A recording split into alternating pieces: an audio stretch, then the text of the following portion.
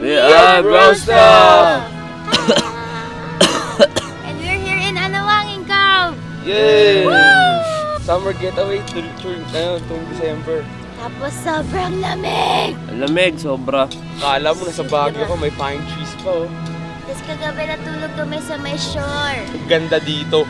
Sobra. And it's so fucking cheap, guys. Oh, cheap. Siguro 1.5 ang ano dito, ang expenses na magagastos niya. Pero kung talagang tourists kayo, mga ano ba, chichirya ganun and all of that.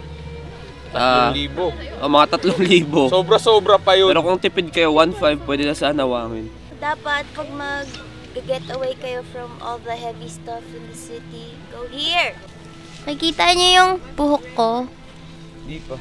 Wolverine, no? So, for our today's topic, best friends po Yes. sa opposite genders. Yeah. Totoo ba yun? Nagkakaroon ba tayo ng best friends kung opposite gender? Nag-work ba yun? Well, madami na ako naging guy best friends. Yun nga eh. Paano mo masasabing best siya among the other bests? Kasi kung best siya, siya na yung superlative dun eh. I mean like, in a different time span, they're always there for you. Kunyari, kahit na hindi tulad ng iba na pag may boyfriend na yung girl, tapos may best friend na isa, iiwan niya na yung best friend niya, or something like that. Parang, magka-vibes yung best friend and yung boyfriend per se.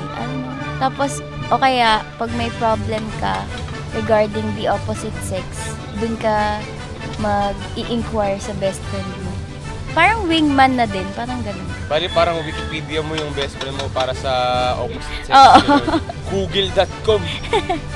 Google.bestfriend.com. Naka-record ba to?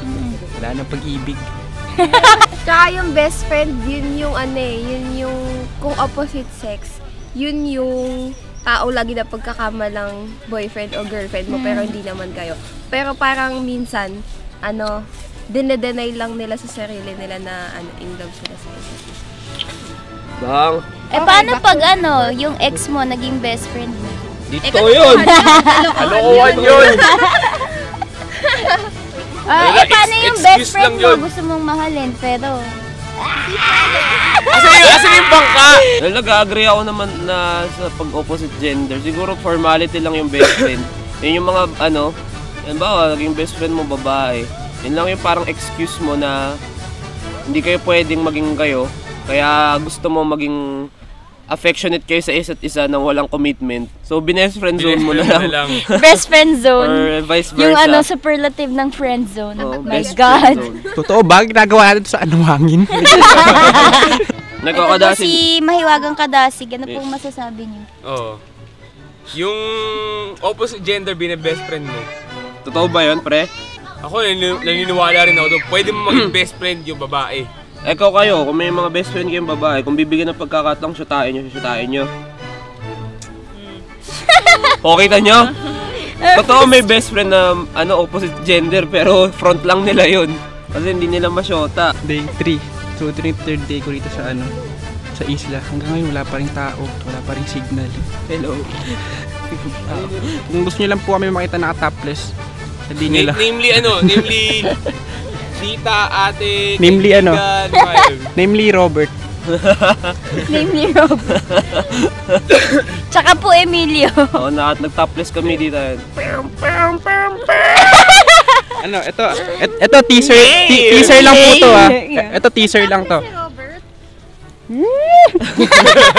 So, alam niyo po yung motto ng Anawangin. Nakasulat doon. Dapat ko linis mo. Ano daw? Tsaka kagabi, nung nag-stargazing kami, meron kaming na-uncover na secret of the universe.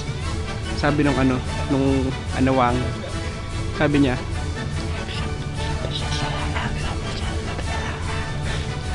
Nagkakas talaga ng spell. Ito na mga pogi.